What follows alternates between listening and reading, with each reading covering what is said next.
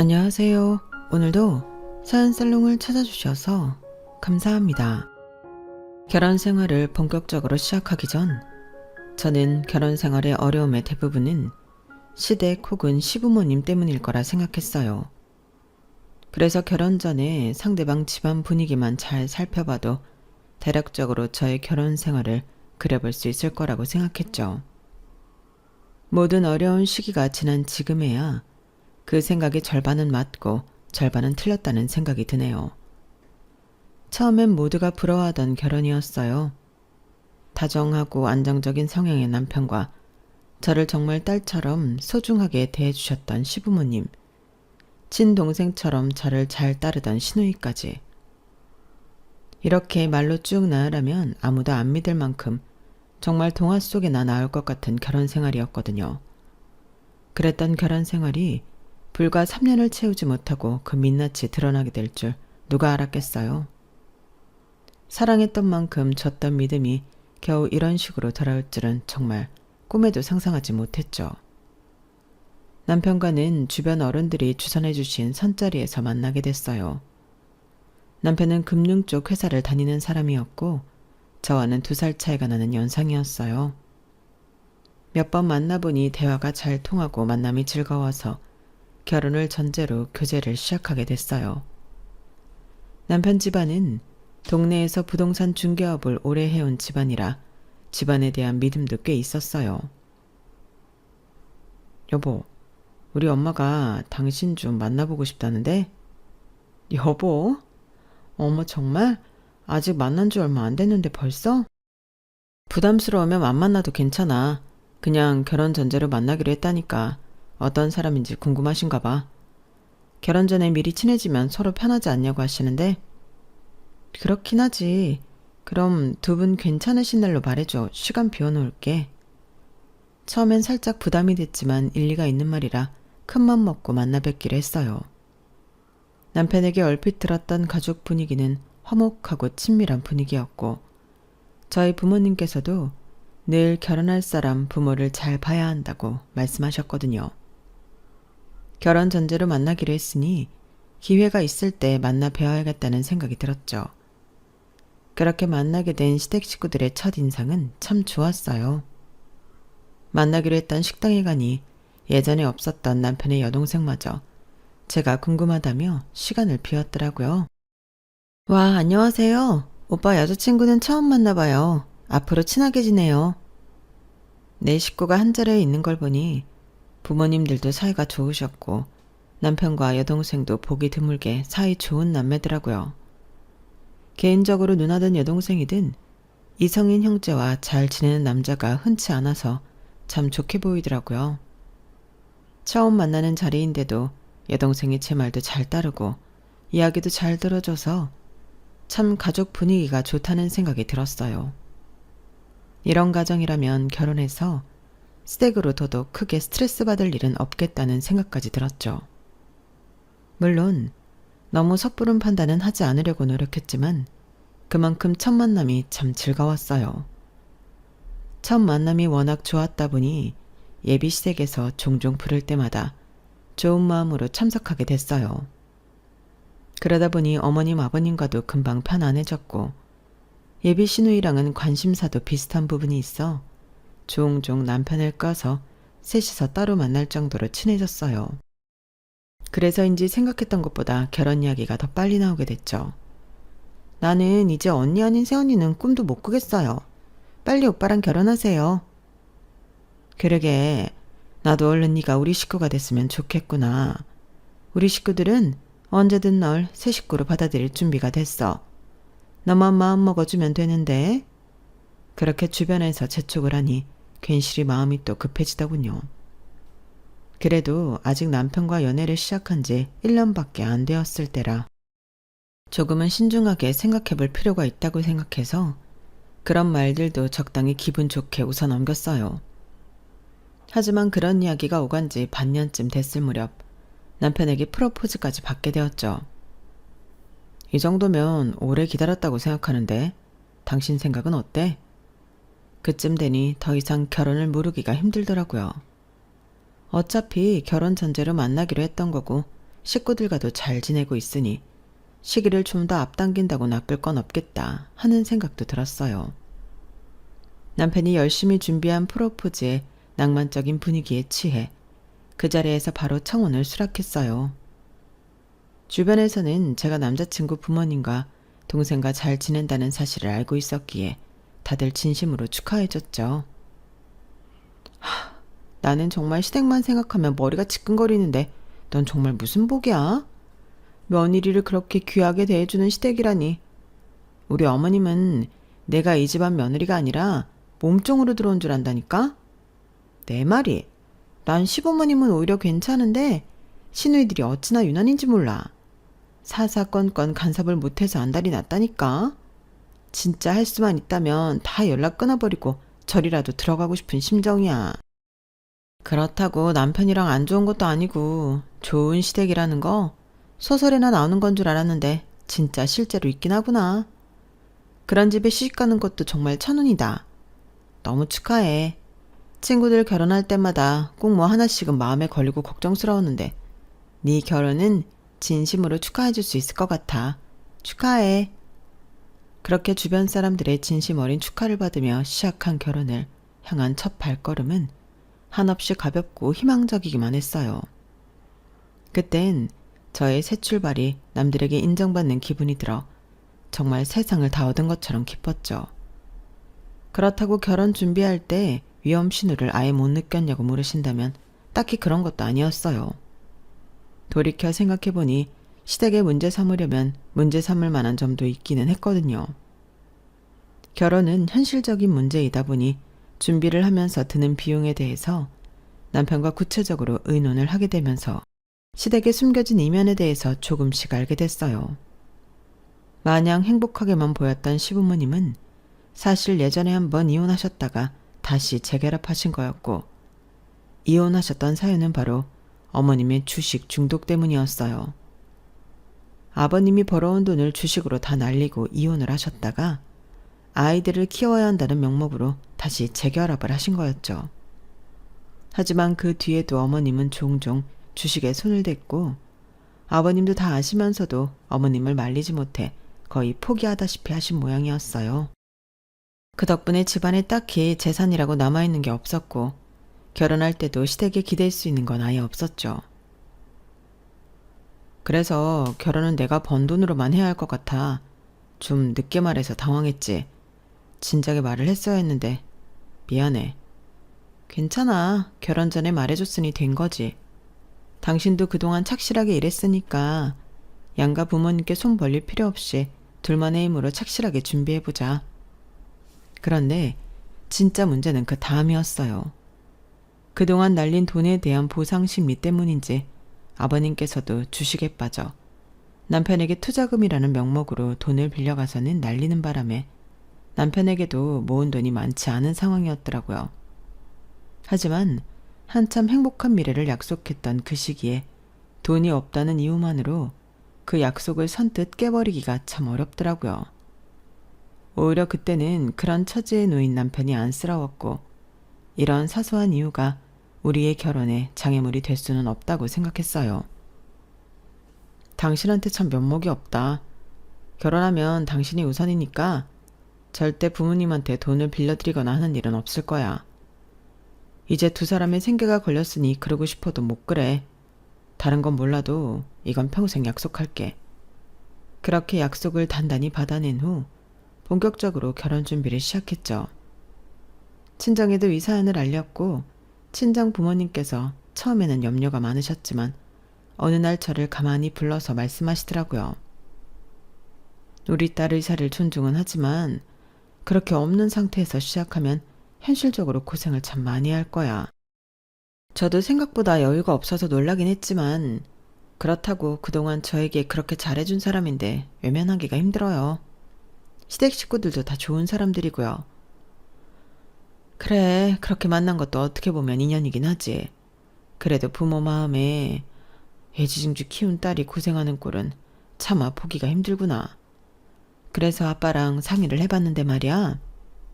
부모님께서는 세를 받고 있던 서울집 하나를 저희 신혼집으로 내주시겠다고 하셨어요.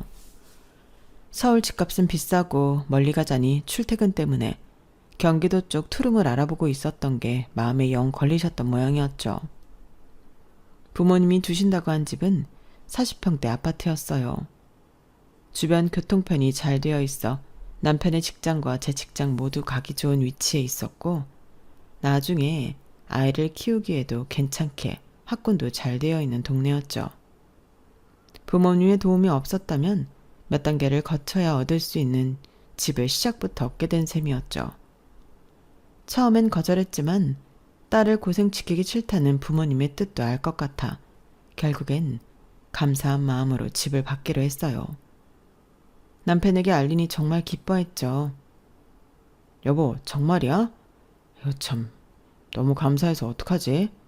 원래 집은 남자가 해가야 하는데 내가 참 면목이 없다. 괜찮아. 감사한 만큼 앞으로 우리 부모님께 잘해드리면 되지. 그래야겠다. 결혼할 때 제일 골치 아픈 게 신혼집이라던데. 그게 해결되니까 이제 아무 걱정도 없네. 그럼 이제 혼수만 채우면 되는 건가? 혼수는 어떻게 할 거야?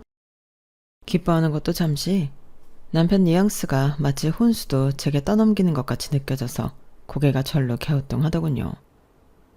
집을 해온 거나 마찬가지니 당연히 혼수는 남편이 알아서 나서서 할 줄 알았는데 그렇게 물어보니 당황할 수밖에 없었죠. 혼수 어떻게 하면 좋겠어? 일단 당신 자취방에 있던 가전제품 같은 것 중에 쓸 수 있는 건 가지고 올까? 그럴까? 그래도 되긴 하는데 그럼 너무 신혼집 느낌이 안 날까봐 그러지. 아낄 수 있으면 아끼는 게 낫지 않아? 아직 쓸만한 것들 많잖아. 가구만 새로 사도 괜찮을 것 같은데? 그래, 혼수야 당신 마음대로 하면 되지. 나야 집 해결됐으니까 어떻게 하든 상관없어. 그 말이 전 좀 이상하게 들리더라고요. 집은 남자가 하는 건데 해결이 됐으니 여자 몫인 혼수는 제가 알아서 하라는 듯이 들렸어요. 처음엔 제가 예민한 건가 싶어서 넘어갔어요. 우선 남편 집에서 냉장고와 전자레인지, 에어프라이기 같은 것들은 거의 가지고 왔고, 쉬는 날을 이용해 가구점에 가서 쇼핑을 하기로 했어요. 당신은 어떤 스타일이 좋아? 당신이 알아서 해. 내가 인테리어 뭘 아나. 신혼집 인테리어 같은 건 여자들이나 로망 있는 거지. 원래 이런 건 남자들은 시키는 대로 따르는 거야. 그렇게 말하기에 단순히 원하는 가구를 고르라는 뜻으로 알아듣고 열심히 가구점을 여러 군데 돌아다니며 원하는 가구들을 골랐어요. 그런데 최종 결정을 내렸음에도 남편이 도저히 결제할 생각을 안 하더라고요. 여보, 뭐해? 이제 결제해야 하는데? 결제? 하면 되지. 아니, 혼수 내가 해? 친정에서 집도 해줬는데? 아, 원래 집은 내가 하는 건데 장인어른이 도와주셨으니까 혼수는 당연히 당신이 하는 건 줄 알았는데 내가 잘못 이해한 거야? 뭐라고? 정말 생전 듣도 보도 못한 논리를 펴는 남편의 말에 기가 막혔어요. 우리 집에서 집을 해준 건데 그게 어떻게 나랑 별개일 수가 있어?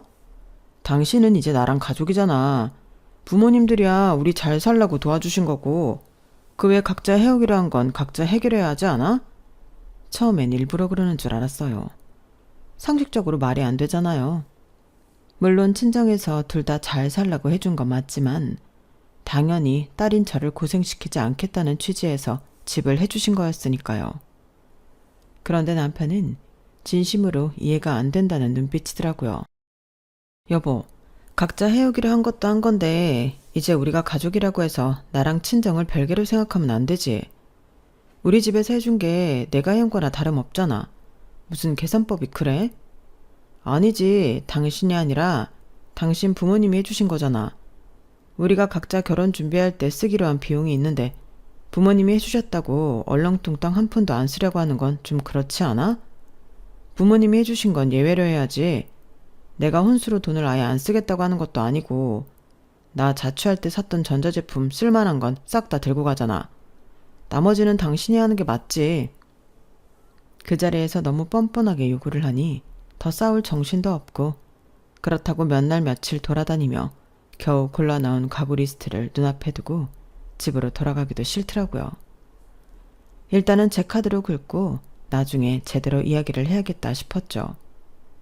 하지만 그 뒤로 이것저것 따질 체력도 여유도 없이 시간이 지나갔어요.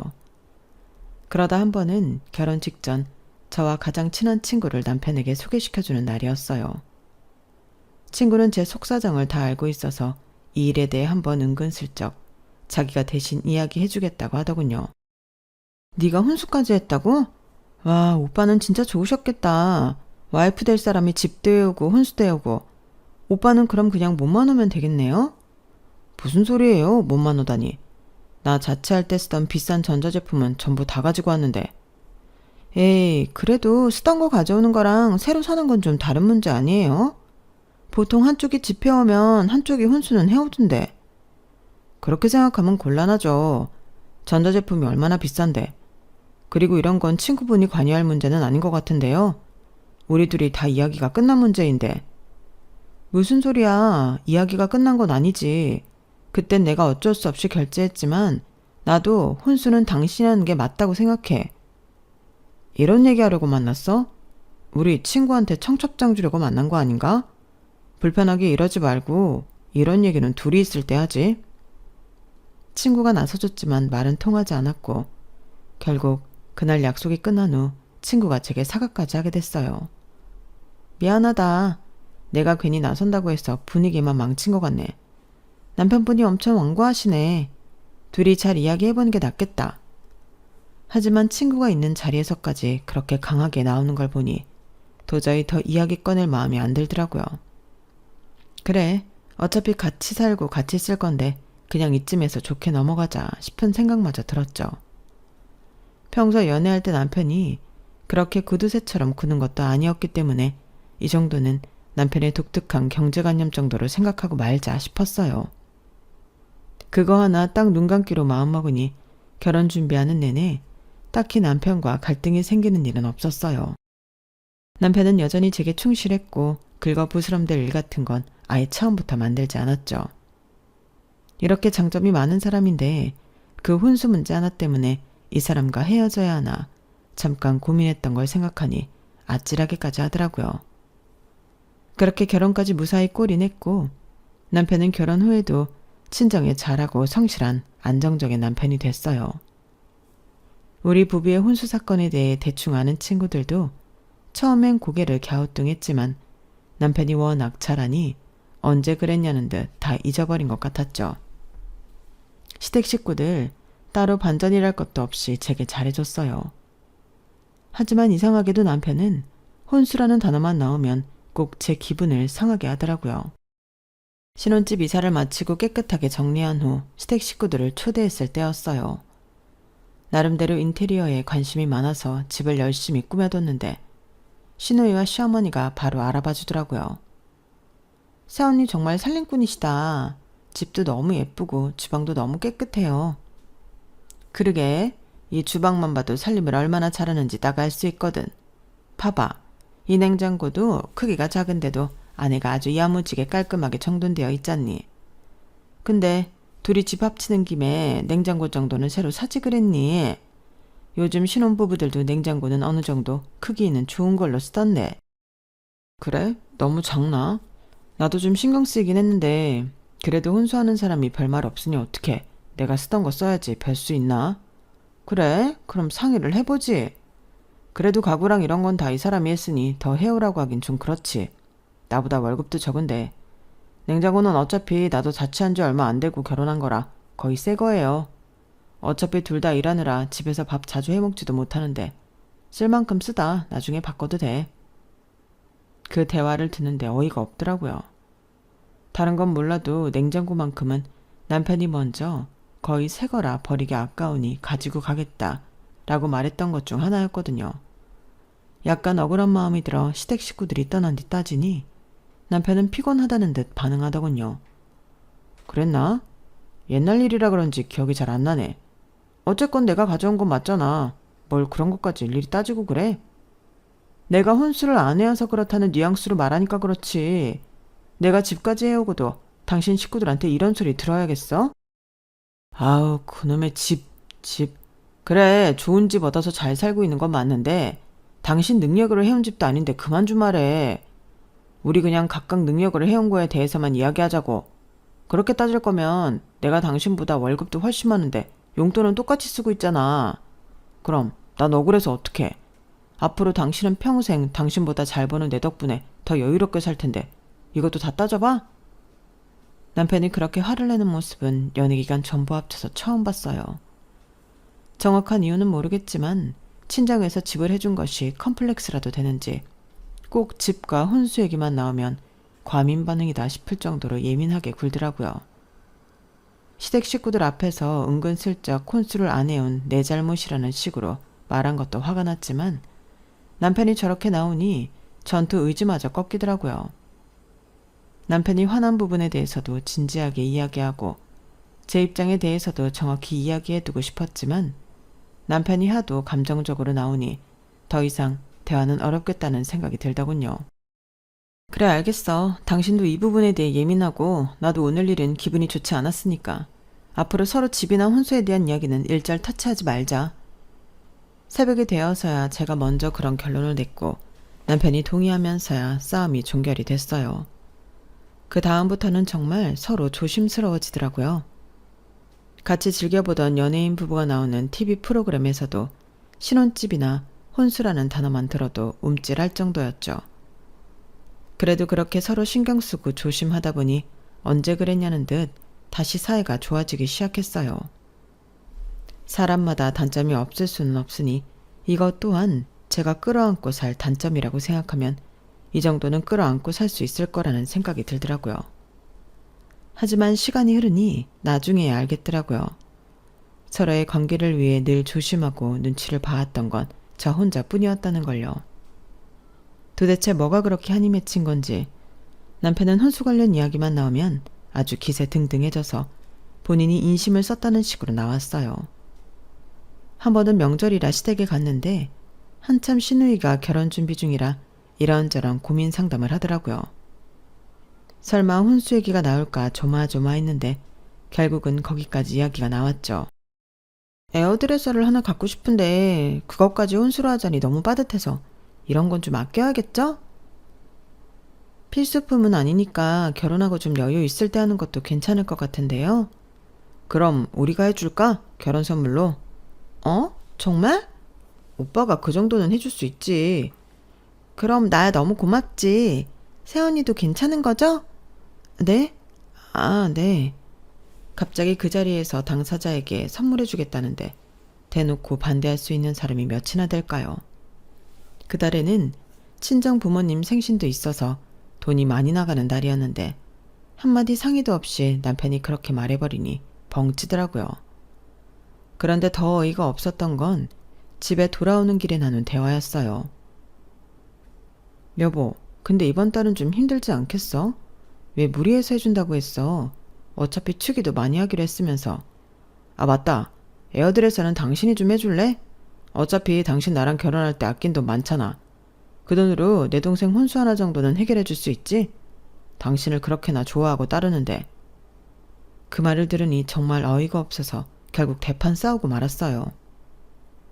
도대체 그 혼수 얘기는 언제까지 할 건데? 그럼 당신이 집을 해왔으면 됐잖아. 누구 덕분에 그 집에 살고 있는 건데. 결국 가구도 내 돈으로 했는데 그깟 전자제품 좀 안 했다고 이러는 거야? 싫으면 말아. 그냥 당신이 이 정도는 해줄 수 있나 해서 떠본 건데 뭘 그렇게 화를 내고 그래. 그리고 집에 온 건 언제까지 이야기할 건데?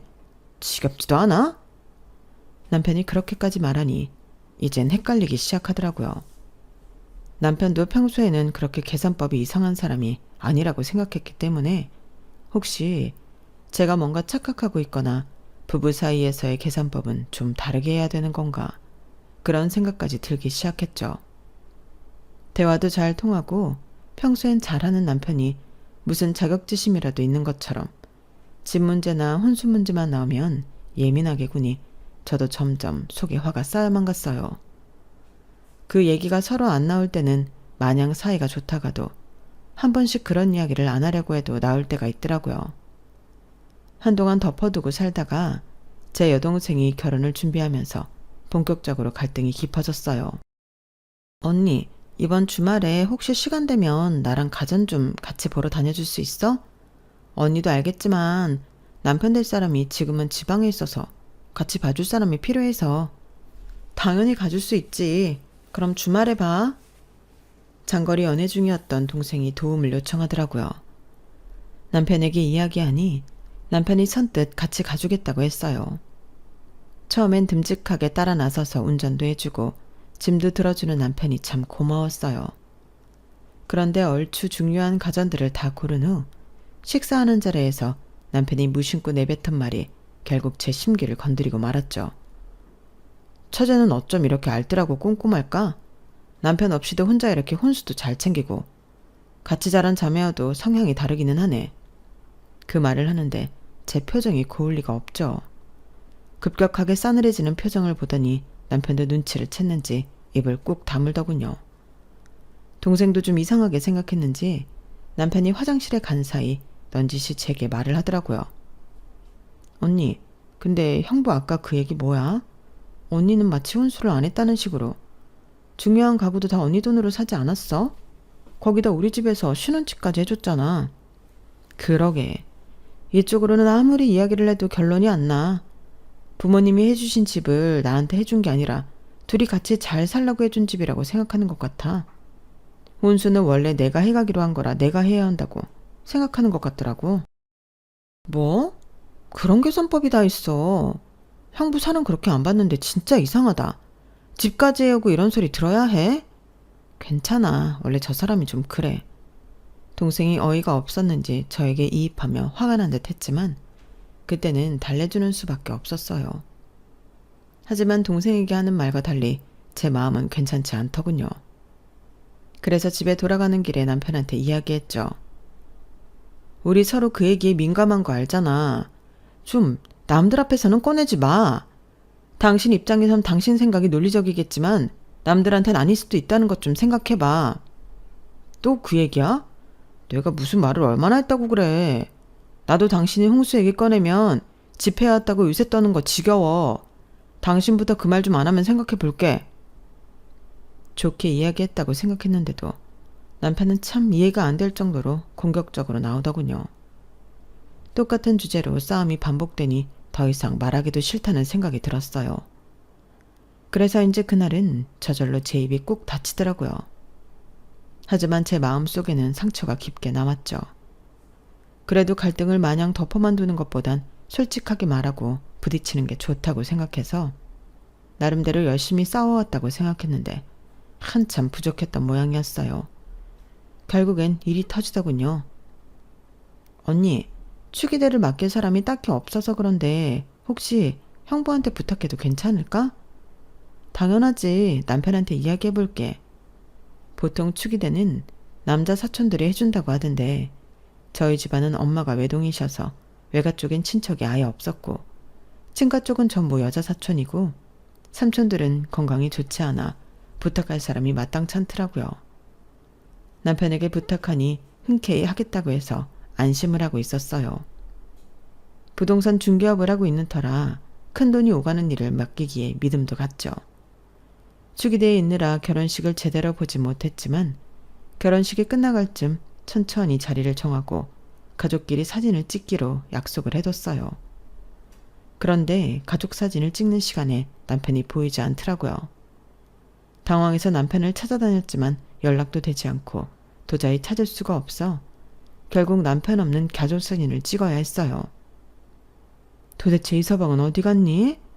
아유, 가족 사진을 없이 찍으려니 좀 그렇네. 이따가 제가 연락해 볼게요. 친정 부모님도 이상하게 생각하시니 등에 식은땀이 나는 한편 정말 속에서는 화가 부글부글 끓더라고요.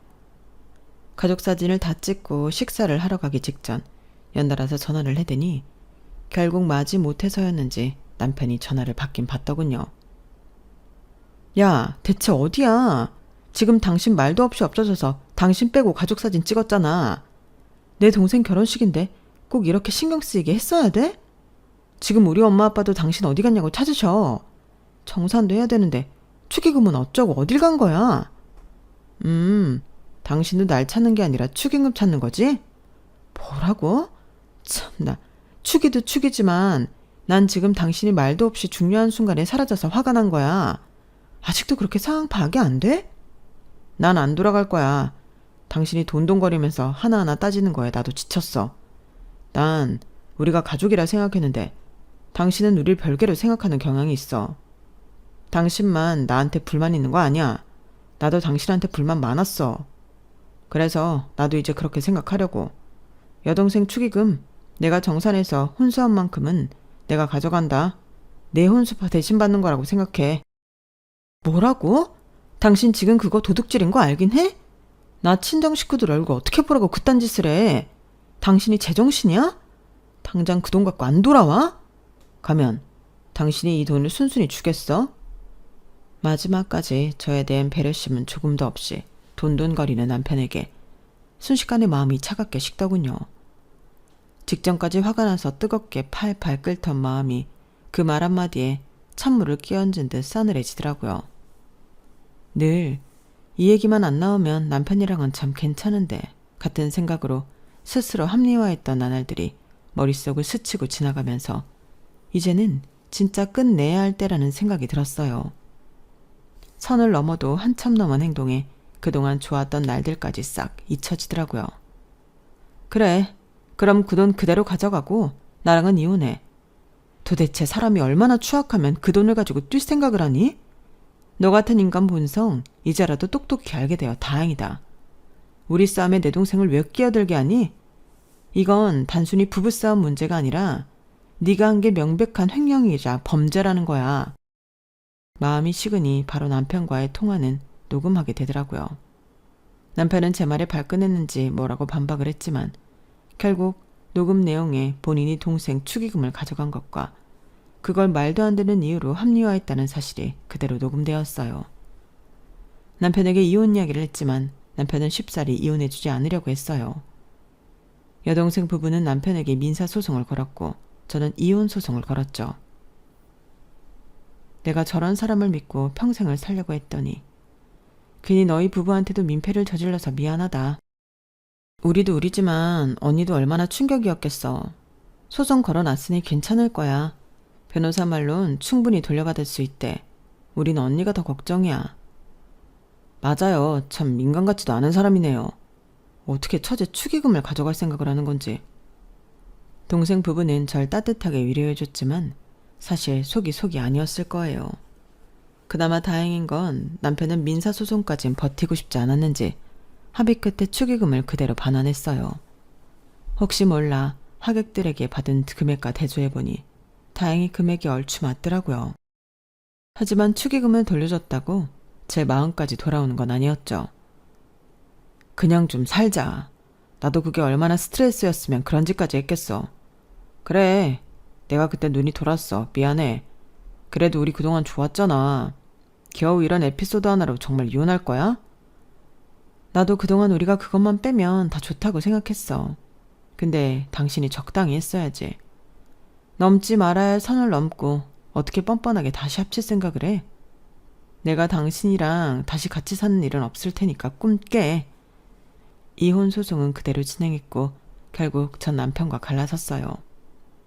이혼 과정에서 제 편은 못 들더라도 어느 정도 빠져 있어 줄 알았던 시댁 식구들도 결국 갈라설 때가 되니 팔이 안으로 굽더라고요. 언니, 아무리 그래도 우리 그동안 잘 지냈던 세월이 있는데 어떻게 이렇게 매정하게 오빠를 버려요? 그래, 가족이 어떻게 너희 둘만 가족이니? 우리도 다 같이 가족이었는데 어떻게 그런 중요한 일을 너희 둘이서 결정해? 살다 보면 부부싸움 할 수도 있는 거지. 정말 이렇게 멀쩡한 사람 이혼남 만들 거야? 어머님, 아버님, 그리고 아가씨. 아무리 팔이 안으로 굽는다지만 남편이 저한테 한 짓을 보세요. 친동생 결혼식 축의금을 훔치려던 사람을 도대체 어떻게 용서하라는 거예요? 애가 홧김에 그랬다잖니. 네가 아직 젊어서 그런가 본데 부부가 같이 살다 보면 별의별 일이 다 있는 거야. 남들도 이 정도는 싸우고 살아. 어머님, 아버님도 그러셨어요? 뭐라고? 적어도 저희 부모님은 그렇게 안 사셨거든요. 남들도 이 정도는 싸우고 사는 거면 전 남들처럼 살 자신이 없네요. 아우, 너 이렇게 이혼해버리면 내 새끼는 앞으로 어디서 살라고? 네? 아니, 그게... 그 얘기까지 들으니 정말 뚜껑이 확 열리더라고요. 그동안 이제반이 티는 안 냈지만 나를 돈줄처럼 보고 있었나 싶은 생각까지 들었어요. 그동안 정들었고 제게 잘해줬던 시댁 식구들에게는 나름 미안한 마음도 있었고 아쉬운 마음도 있었는데 그 말을 듣고 나니 또 싹 사라지더라고요. 아주 미련 없이 떠나라고 제 등을 밀어주시네요. 차라리 잘 된 거죠. 어머님 아들이야 이혼하고 땅바닥에서 자든 어머님 댁 거실에서 살든 제 알 바 아니잖아요. 그런 얘긴 속으로만 하시죠. 그렇게 시댁과도 안녕을 고했어요. 솔직히 이런 식으로 헤어질 줄은 몰랐는데 너무 괘씸하더라고요. 그렇게 오랫동안 교류하고 가까이 지냈는데도 이 사람들이 이 정도밖에 안 되는 사람들이란 걸 왜 몰랐을까 스스로 자책까지 들더라고요. 솔직히 이혼하고 나서 남편이나 친정에 대해 잘 되지 말라고 저주한 적은 별로 없었어요. 그냥 제 인생에 이러한 사람들이 엮이지 않길 바랬던 것 뿐이었고 이혼하고 나서는 그 사람들이 어떻게 살든 제 알 바가 아니었죠. 그런데 그렇게 못된 심보를 가진 사람들은 결국 잘 될 수 없었던 것 같아요. 시부모님과 남편이 하고 있던 부동산이 결국 위기를 맞은 모양이더라고요. 부동산은 신뢰로 먹고 사는 장사인데 남편이 이혼하면서 장인집 축의금을 들고 도망쳤다더라는 소문이 동네에 파다하게 퍼졌고 그게 곧바로 거래 취소와 계약 파기로 이어진 것 같더라고요.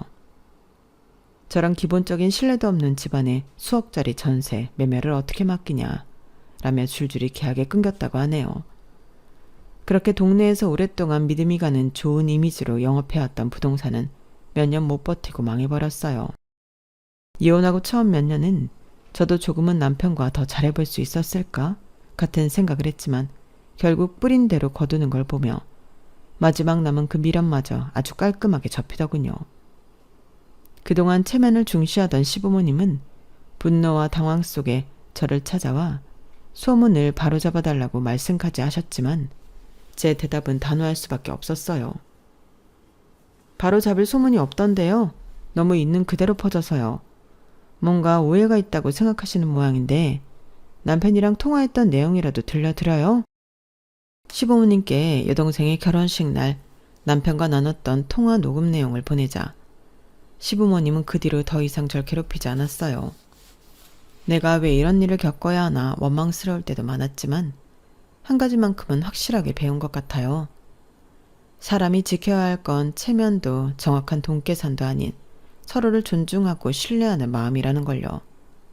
그게 없다면 결혼도 가족도 결국엔 의미가 없어지더라고요. 지금은 시댁과 남편과 얽힌 인연을 끊어내니 오히려 제 삶이 가벼워졌다는 느낌이 들어요. 끊어내고 나서야 제 삶에서 작은 일부분이라고 생각했던 갈등이 사실은 제 마음을 짓누르고 있던 큰 무게였다는 사실을 깨달았거든요. 이 사연을 듣는 여러분들께서도 혹시 마음을 무겁게 하는 무언가가 있다면 그게 내 삶을 얼마나 크게 차지하고 있는 것일지 한번 되돌아보는 시간을 가져보셨으면 좋겠어요.